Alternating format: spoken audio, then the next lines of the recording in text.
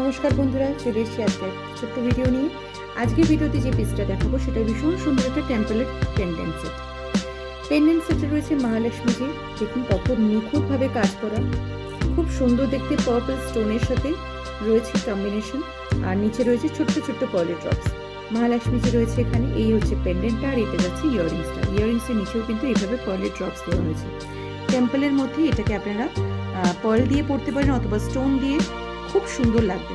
Traditional শাড়ির সাথে কিন্তু এগুলো অপূর্ব দেখতে লাগে।